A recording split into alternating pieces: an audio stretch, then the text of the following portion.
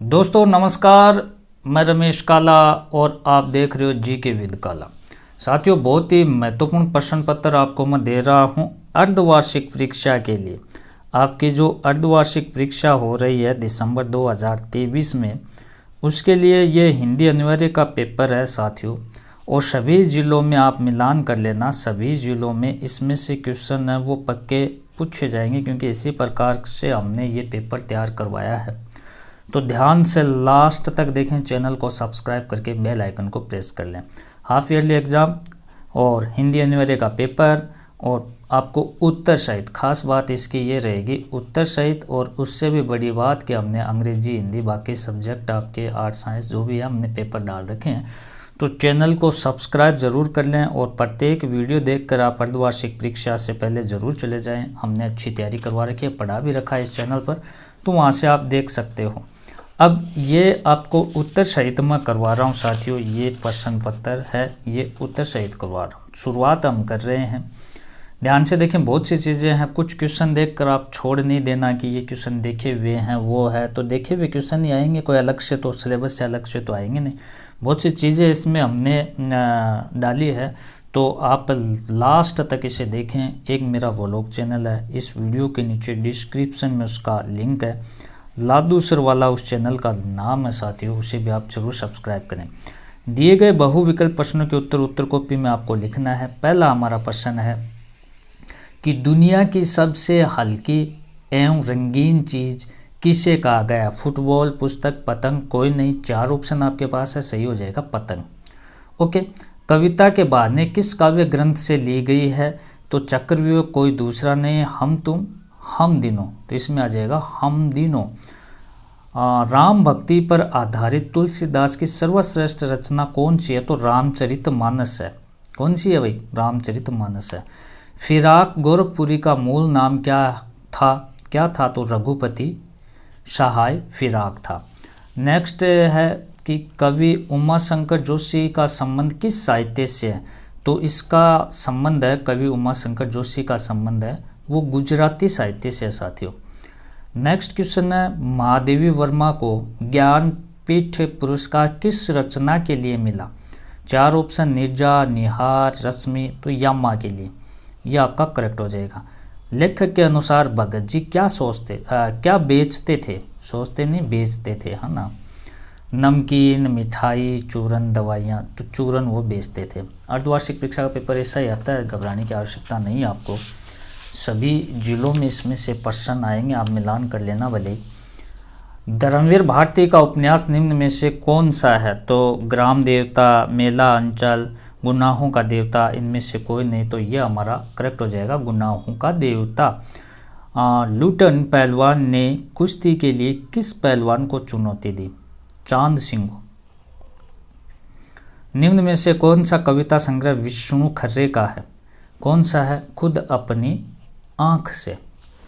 Next आप देखें, देखो ये आपको मैं बाद में करवाऊंगा, पहले ये बता देता हूँ, वेरी वेरी मोस्ट इम्पोर्टेंट है कि दिए गए अपठित गद्यांश को पढ़ो, दिए गए प्रश्नों के उत्तर अपने कॉपी में लिखो।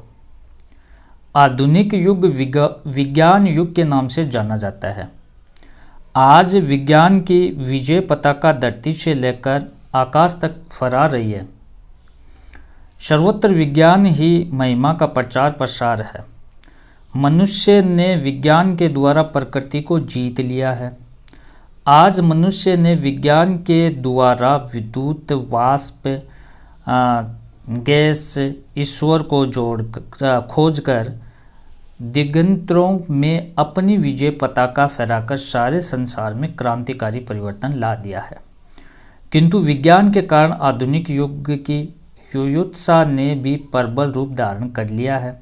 विज्ञानवेताओं ने जहां मनुष्य को अपने भौतिक सुविधाएं प्रदान की है, वहीं दूसरी ओर उसके लिए विध्वंस के पर्याप्त साधन भी एकत्रित कर दिए हैं।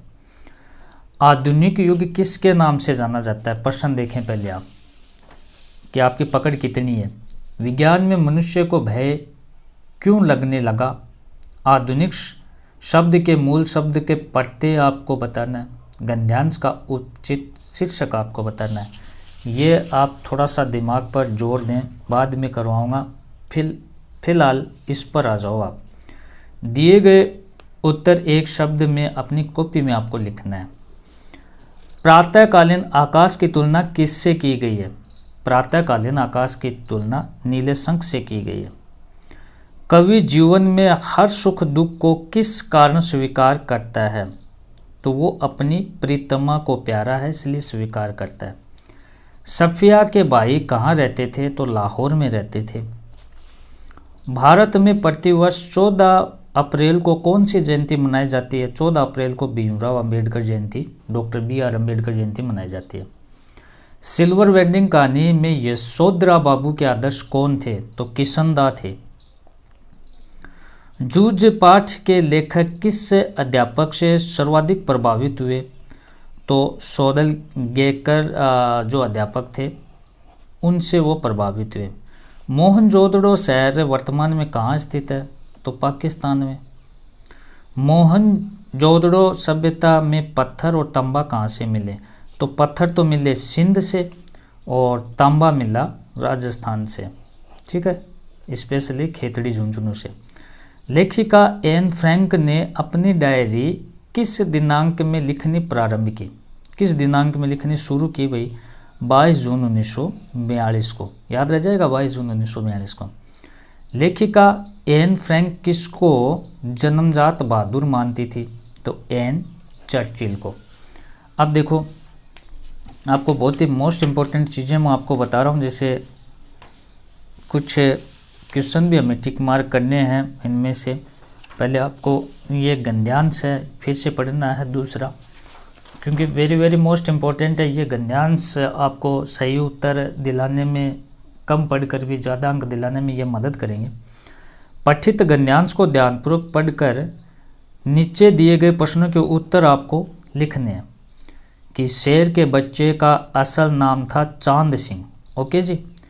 वह अपने गुरु पहलवान बादल सिंह के साथ पंजाब से पहले श्यामनगर मेले में आया था। सुंदर जवान, अंग प्रत्यंग से सुंदरता टपक रही थी। 3 दिनों में ही पंजाबी और पठान पहलवानों के गिरोह के अपनी जोड़ी और उम्र के सभी पट्टों को पछाड़कर उसने शेर के बच्चों की टाइटल प्राप्त कर ली थी। इसलिए वह दंगल के मैदान में लंगोट लगाकर एक अजीब किलकारी भरकर छोटी दुलकी लगाया करता था। देसी नौजवान पहलवान उससे लड़ने की कल्पना से भी घबराते थे। अपनी टाइटल को सत्य प्रमाणित करने के लिए ही चांद सिंह बीच बीच में दौड़ता फिरता था। शेर के बच्चे नाम से प्रसिद्ध पहलवान का नाम क्या था?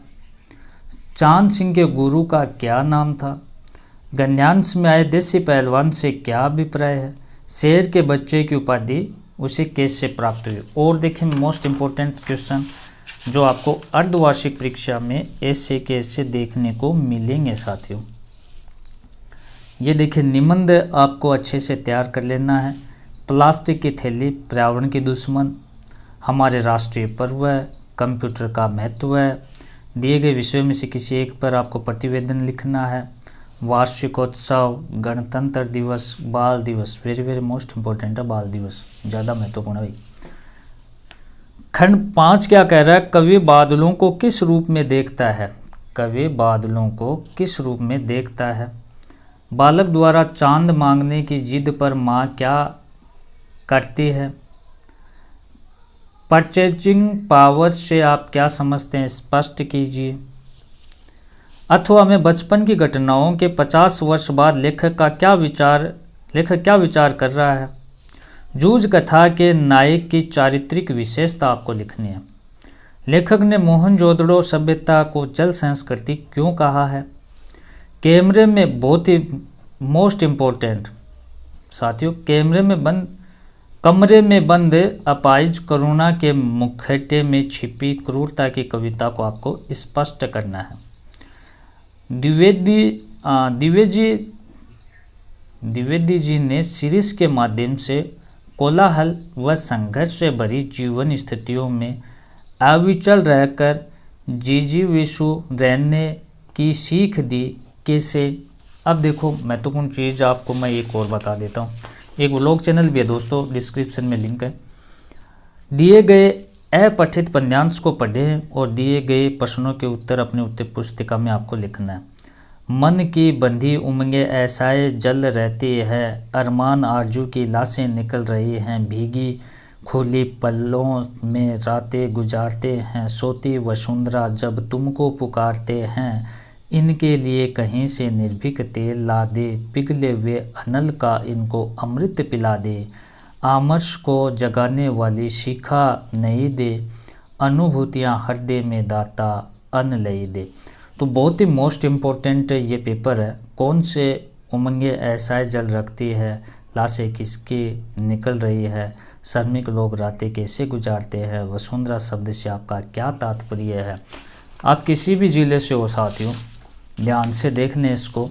और हमने आपका प्रत्येक सब्जेक्ट मोस्ट इम्पोर्टेंट क्वेश्चन और पढ़ा रखा अर्धवार्षिक परीक्षा के लिए, ज़रूर उनको देखें। आप चैनल को सब्सक्राइब कर लें। आप दिए गए पठित पद्यांश को पढ़कर प्रश्नों के उत्तर आपको लिखना है कि जता पंख बिनु खग अति दीना, मनी बिनु फनी करीबर कर हीना, अस मम जीवन बंधु बिनु तो ही जो जड़ दे तिहावे मोही, जेहूँ अवध कवन मुँह लाई, नारी हेतु प्रिय भाई गवाई, बरु अपजस सजते हु जग माही, नारी हानि विशेष क्षति नाही। प्रश्न देखिए कि भाई के बिना जीवन की तुलना किससे की गई है। राम किसकी तुलना में अपने भाई को अधिक महत्व दे रहे हैं। राम को लक्ष्मण के बिना अयोध्या जाने में क्या सहना पड़ेगा। राम द्वारा किसकी हानि सहन कर पाना कठिन हो रहा है। नारी हानि विशेष क्षति नाही पंक्ति में कौन सा भाव व्यक्त हुआ है। तो ये पारिभाषिक शब्द लिखना एलिजिबल है, एक्शन है, बैलेट है, लीगल है। और लेखक परिचय कोई एक का आपको लिखना है, हरिवंश राय बच्चन, महादेवी वर्मा, सूर्यकांत त्रिपाठी निराला। फिर है कि अपने प्रधानाचार्य जो को अंग्रेजी की अतिरिक्त कक्षा लगवाने हेतु प्रार्थना पत्र आपको लिखना है, अथवा में फीस के लिए 750 रुपये मंगवाने के लिए पिता को आपको पत्र लिखना है। तो ये इस प्रकार से हमारा ये प्रश्न पत्र था, आपने देखा। और ये जो क्वेश्चन कुछ के उत्तर मैंने बताए, कुछ के छोड़े, तो जिनको छोड़ दिया वो आप टिक मार्क करके आप अच्छे से इनको तैयार ज़रूर कर लें साथियों। और चैनल को सब्सक्राइब करें क्योंकि बाकी पेपर भी आपको आंसर सहित इसी चैनल पर मिलेगा। व्लॉग बनाते हैं, डिस्क्रिप्शन में लिंक है व्लॉग चैनल का, उसे सब्सक्राइब करें, इसे शेयर करें, लाइक करें। धन्यवाद साथियों।